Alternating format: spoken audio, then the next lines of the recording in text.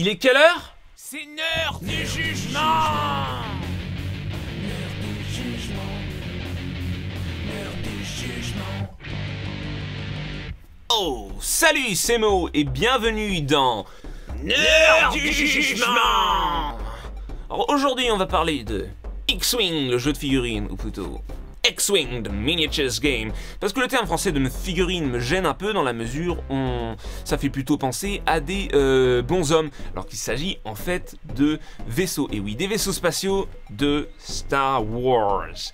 Et en anglais c'est miniatures, et miniature ça c'est clair, puisque le vaisseau là par exemple, le X-Wing, fait à peu près la taille qu'il fait en micro-machine.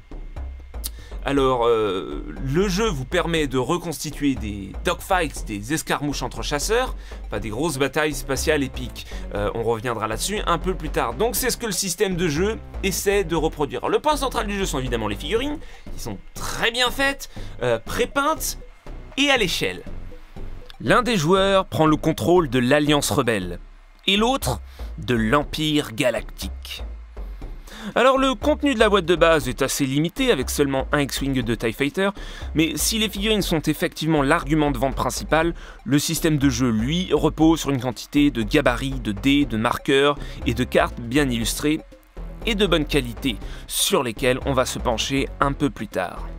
Alors le livre de règles quant à lui est très fin, mais l'essentiel des informations dont vous avez besoin se trouve de toute façon sur les cartes. Alors tout ça est suffisant pour déjà commencer à s'amuser, mais là où le jeu devient vraiment intéressant, c'est à partir du moment où vous rajoutez des extensions.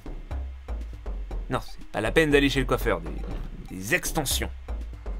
C'est-à-dire des vaisseaux supplémentaires qui sont accompagnés d'un certain nombre de cartes, de marqueurs, etc. Vos forces seront composées essentiellement de chasseurs, comme par exemple les X-Wing, évidemment, ou autres TIE Fighter, mais il y a aussi des vaisseaux plus costauds, comme par exemple le Faucon Millennium, le vaisseau du contrebandier Han Solo, ou encore le Slave One du chasseur de primes Boba Fett.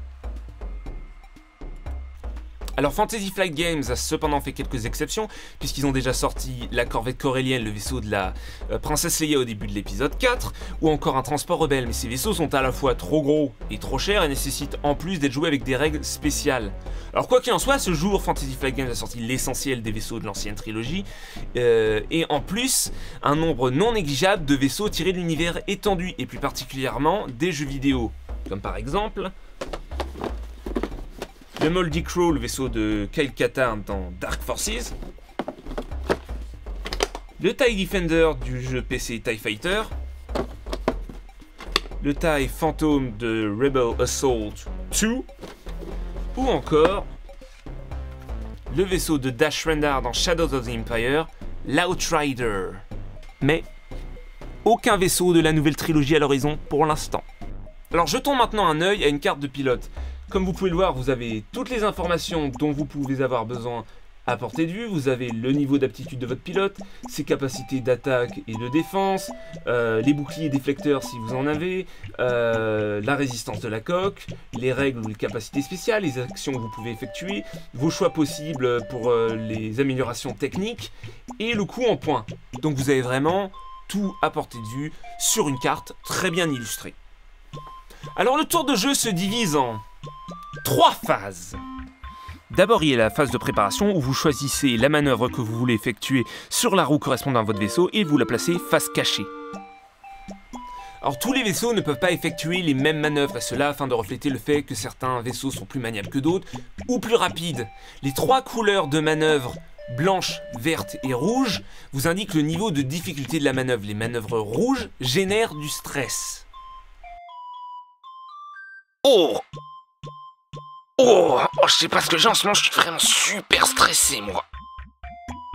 Alors quand votre pilote est stressé, il ne peut pas effectuer d'action ou d'autres manœuvres rouges jusqu'à ce qu'il effectue une manœuvre verte qui lui permet de retirer ses marqueurs stress. Je ne sais plus quoi faire, mais je suis vraiment trop stressé en ce moment. Vous devriez arrêter le rouge. Mais enfin, je ne bois pas, maître. Mais enfin, je ne parle pas du vin. Manœuvre rouge, sabre laser rouge, ça fait trop de rouge tout ça. Mais qu'est-ce que je dois faire alors? Mettez-vous au vert. Mais je bois toujours dans un verre. Mais non, vert. V-E-R-T. Vous voulez dire que je dois aller à la campagne? Mais non, je parle des manœuvres vertes, bougre d'andou. Ça fait chier, vous mettez jamais rien à ce que je raconte, j'en ai marre. J'espère que votre fils sera un peu moins con que vous, sinon on est mal paré, ça fait chier à la longue. Calmez-vous, maître. Vous me foutez carrément la honte, là. Ah, vous me faites chier, Seigneur Vador. Me barre, Attendez, maître. rien à foutre. Ensuite, il y a la phase d'activation. Les vaisseaux révèlent leur mouvement et sont déplacés en utilisant le gabarit correspondant à la manœuvre choisie. Alors vous pouvez aussi effectuer des actions, et il y a pas mal de choix. Vous pouvez faire Focus qui augmente vos chances de toucher ou d'éviter, Evade qui vous permet d'annuler une touche, verrouiller la cible, ou encore faire un tonneau Barrel Roll en anglais. Bon, bah alors tu te décides. Vous n'allez pas y passer la journée non plus. Allez. Ouais, ça va, j'hésite. Je peux utiliser mon joker? Ouais, vas-y. Il va encore dire les mêmes choses. Hein. Encore. Ouais. Il dit toujours les mêmes choses. Ouais, allô, ouais, du coup, t'en penses quoi, toi? Toujours. Tu ferais quoi à ma place? Mais prévenu. En même temps, faut reconnaître que c'était hyper prévisible. Ensuite, il y a la phase de combat. On commence par vérifier que la cible se trouve bien dans l'arc de tir, puis on mesure la distance. À courte portée, l'attaquant aura un bonus d'attaque, et à longue portée, c'est le défenseur qui aura droit à un jet de défense supplémentaire. Et à portée moyenne, il se passe rien, c'est bien, vous suivez. L'attaquant lance CD pour voir s'il parvient à infliger des dégâts, voire des dégâts critiques, et ensuite le défenseur lance CD pour annuler autant de touches que possible. Ensuite, on inflige les dégâts. Si vous êtes fan de Star Wars, vous savez sûrement que certains vaisseaux sont équipés de boucliers déflecteurs.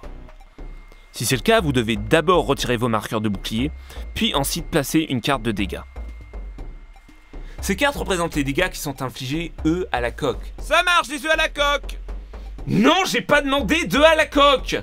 S'il y a dégâts critiques, vous retournez la carte qui indiquera au dos le handicap dont souffrira le pilote. Il y a même un marqueur pour les dégâts critiques, comme ça vos adversaires ne pourront pas prétexter d'avoir oublié. Alors voilà pour la base du système de jeu. Maintenant vous avez moyen de pas mal personnaliser avec des compétences spéciales, des améliorations techniques, des torpilles à protons ou autres droïdes astro-mécano. Alors vous l'avez compris, les avantages du jeu sont évidemment qu'on a des figurines superbement réalisées, mais aussi que le jeu reste relativement casual.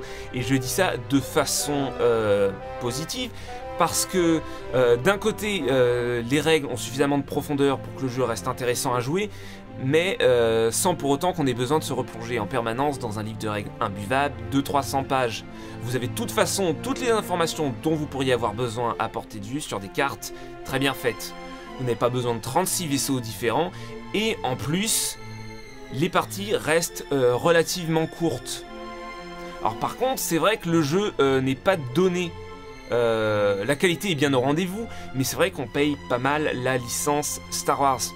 Alors certains joueurs sont assez inquiets depuis l'annonce par Fantasy Flight Games de Star Wars Armada, qui est déjà sorti maintenant, un nouveau jeu beaucoup plus complexe et centré sur les combats de vaisseaux amiraux, par exemple croiseurs, frégates, etc. Alors on n'est pas du tout sur le même ordre de prix, parce que le starter d'Armada coûte entre 90 et 100 €, là où celui d'X-Wing coûte plus ou moins une quarantaine d'euros.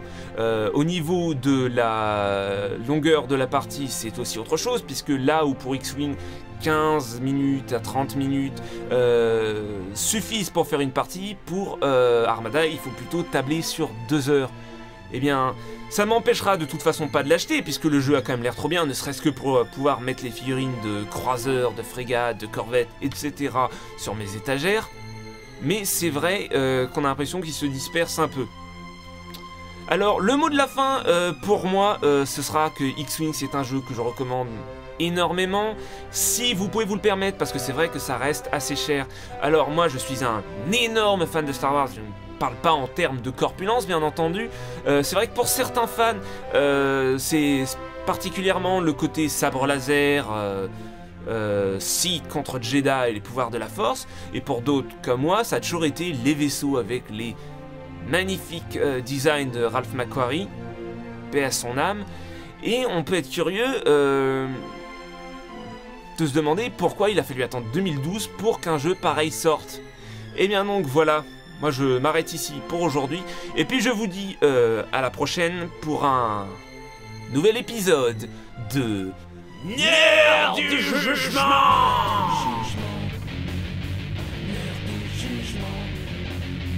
L'heure du jugement.